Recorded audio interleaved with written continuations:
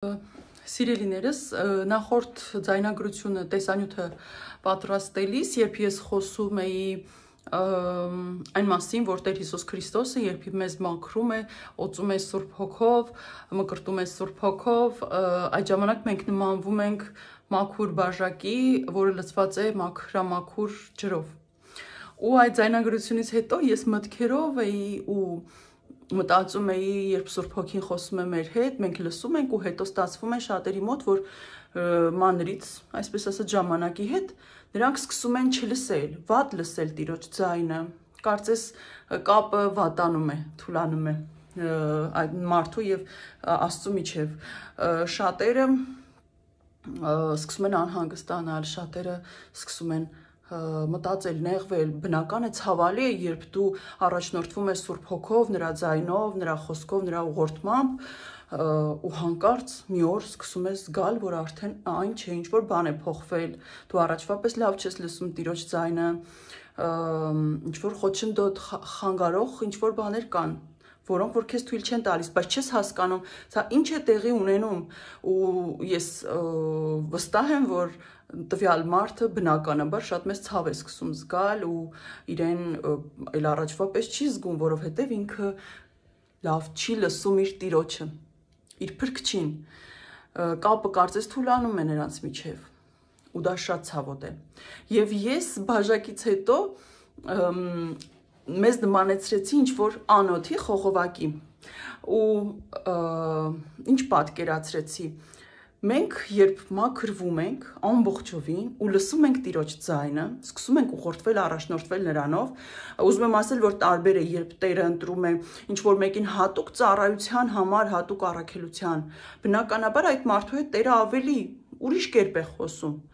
բայց ցանկացած Տիրոջ զավակ, ով իրոք մաքրվել է եւ Տիրոջն է պատկանում, միևնույն է, նա անում է ինչ որ ծառայություն, յուրաքանչյուր մարդ, ով մաքրվել է ամբողջովին, պատկանում է Հիսուս Քրիստոսին, նա միևնույն է նաև ծառա է դառնում Աստծուն, որովհետև հնարավոր չէ, որ նման մարդը չխոսի Աստծուց, չփորձի Աստծու մյուս զավակներին բերել դեպի Աստված։ Այսինքն ստացվում է բոլորս ամեն մեկս մեր չափով, ինչքան որ Տերը կամենում է եւ մենք ենք կամենում նաեւ, ծառայում ենք մեր Տիրոջը։ Բայց ես խոսում եմ այն ծառաների մասին, օրինակ ինձ կամ մյուսներին, ում Աստված ընտրել է եւ կոնկրետ գործ է տվել, առաքելություն։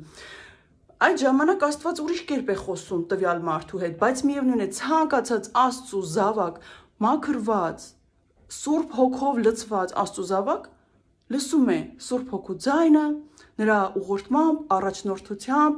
շարժվում է։ Եվ Սուրբ Հոգին միշտ ուղղորդում է իր զավակներին, ճիշտ է։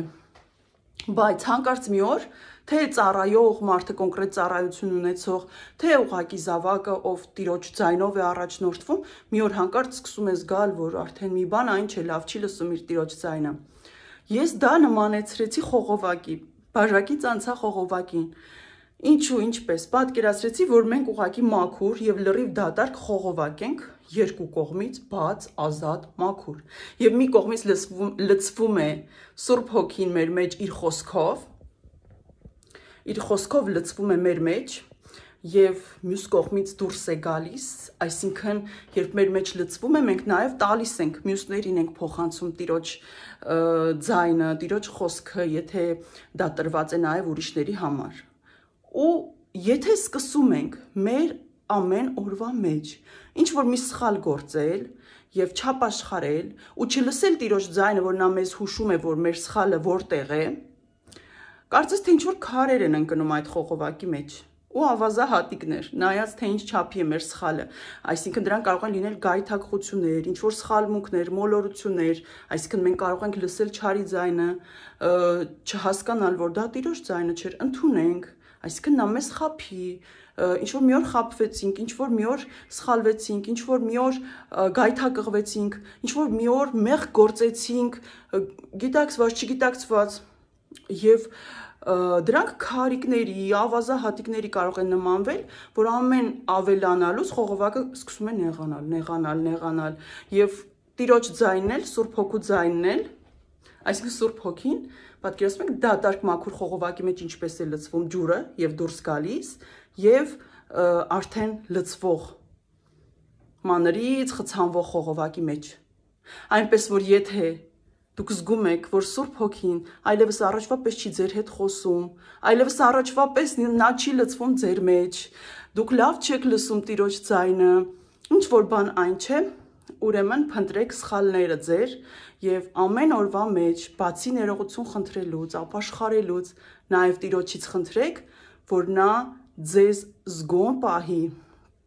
որպեսզի երբ դուք սխալվում եք, Տիրոջ հուշումները զգաք միանգամից եւ մաքրեք ձեր անոթը Տիրոջով, որպեսզի այդ քարիքները, ավազիկները չլցվեն ձեր անոթի մեջ, ձեր այդ խողովակի մեջ, որի դերը դուք կատարում եք, ու գնալով չխցանվի եւ խցանվելու հետ Տիրոջ ձայնը